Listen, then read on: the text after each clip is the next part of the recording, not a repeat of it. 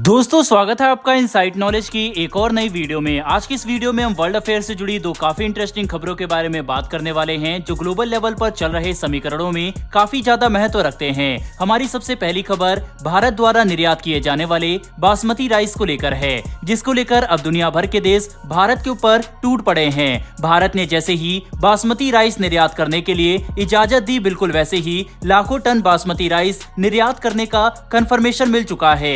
वहीं पर हमारी आज की दूसरी खबर इजराइल द्वारा गाजा पट्टी में एक काफी बड़े हमले को लेकर है, जो उन्होंने काफी सटीकता के साथ गाजा पट्टी में मौजूद सबसे बड़े अस्पताल अल शिफा हॉस्पिटल में किया। इसको लेकर अंतर्राष्ट्रीय लेवल पर काफी बवाल हो रहा है और कनाडा के प्रधानमंत्री ने तो बेवजह इजराइल के ऊपर काफी बड़े स्टेटमेंट भी दे दिए, जिस पर इजराइल की तरफ से काफी कड़ा रिस्पॉन्स देखने को मिला। तो चलिए इन दोनों ही डेवलपमेंट को डिटेल से समझते हैं और मामले की गंभीरता को समझने की कोशिश करेंगे। दरअसल दोस्तों सामने निकल कर आ रही लेटेस्ट रिपोर्ट के मुताबिक भारत 5 लाख टन बासमती राइस को निर्यात करने का ऑर्डर हासिल कर चुका है और हम इस बासमती राइस को लगातार निर्यात भी कर रहे हैं। बता दें कि भारत हर साल लगभग 40 टन चावल का निर्यात करते हैं, लेकिन अब इन कुछ ही महीनों में भारत ने चावल के निर्यात पर काफी कंट्रोल किया। लेकिन अब नए सीजन को देखते हुए बासमती चावल को फिर से मार्केट में उतारा गया। इसके कुछ ही दिनों में हमें 5 लाख टन बासमती चावल निर्यात करने का ऑर्डर मिल गया। बड़ी बात तो यह है कि शुरुआती समय में भारत ने बासमती चावल को निर्यात करने के लिए $1200 प्रति टन की कीमत तय की थी, लेकिन बाद में नए सीजन में प्रोडक्शन को देखते हुए हमने इस कीमत को $950 प्रति टन तक कर दिया। और जैसे ही कीमत में कटौती की गई, तुर्की से लेकर सभी खाड़ी देशों की तरफ से कई हजार टन के ऑर्डर भारत को मिलने लग गए, जिसका नतीजा हम देख सकते हैं कि कैसे कुछ ही दिनों के अंदर भारत 5 लाख टन बासमती चावल निर्यात करने वाला है। बता दें, बासमती चावल निर्यात करने से हरियाणा, पंजाब समेत देश भर के किसानों को काफी कमाई होती है और ये काफी प्रॉफिटेबल निर्यात भी है।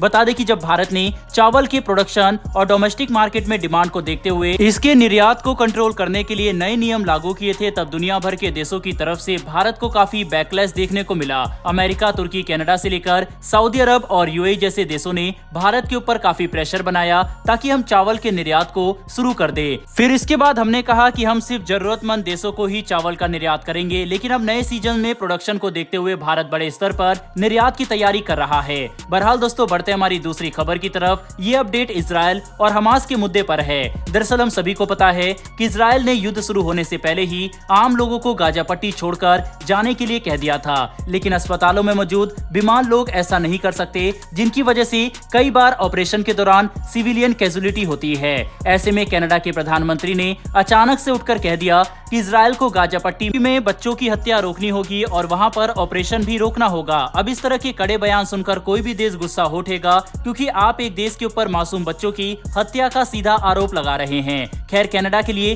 कोई नई बात नहीं है, क्योंकि उन्होंने भारत पर भी एक आतंकवादी की हत्या करने का आरोप लगाकर रिश्ते खराब किए थे।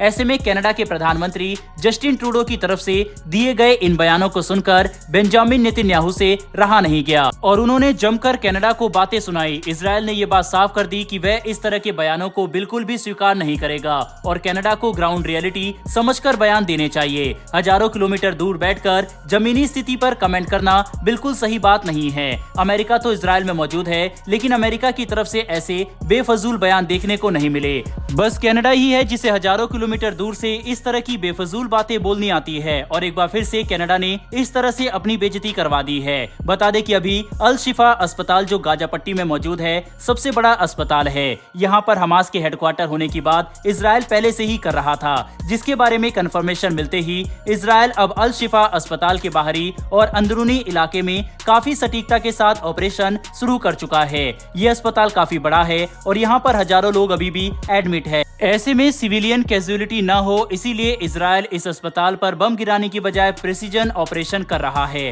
हालांकि एक बड़ा खतरा इस पूरे ऑपरेशन के साथ यह है कि अगर हमास का हेडक्वार्टर अल शिफा अस्पताल में नहीं मिला और इजराइल के ऑपरेशन में आम लोगों की जान चली गई, तो इससे ग्लोबल लेवल पर इजराइल को काफी बैकलैश झेलने को मिलेगा, क्योंकि यहाँ पर सिविलियन की संख्या काफी ज्यादा है। लेकिन अगर यहाँ पर हमास का हेडक्वार्टर होता भी है और इजराइल उन्हें पूरी तरह से एलिमिनेट करने में सफल भी हो जाता है तो भी इस बात की कोई गारंटी नहीं है कि हमास जैसा आतंकवादी संगठन पूरी तरह से खत्म हो जाएगा। ऐसा करने में कई सालों के प्रयासों की जरूरत है। बहरहाल दोस्तों, इस वीडियो में इतना ही। लेकिन आपके हिसाब से क्या भारत को टर्की जैसे देशों को अपने चावल का निर्यात करना चाहिए या फिर नहीं? इस पर आपकी क्या राय है? कॉमेंट बॉक्स में लिखकर जरूर बताइएगा। साथ ही हमारी आने वाली डेली वर्ल्ड अफेयर से जुड़ी ऐसी वीडियो के लिए चैनल को सब्सक्राइब कर बेल नोटिफिकेशन को जरूर दबा लें। फिर मिलेंगे ऐसी एक नई वीडियो के साथ। धन्यवाद। जय हिंद।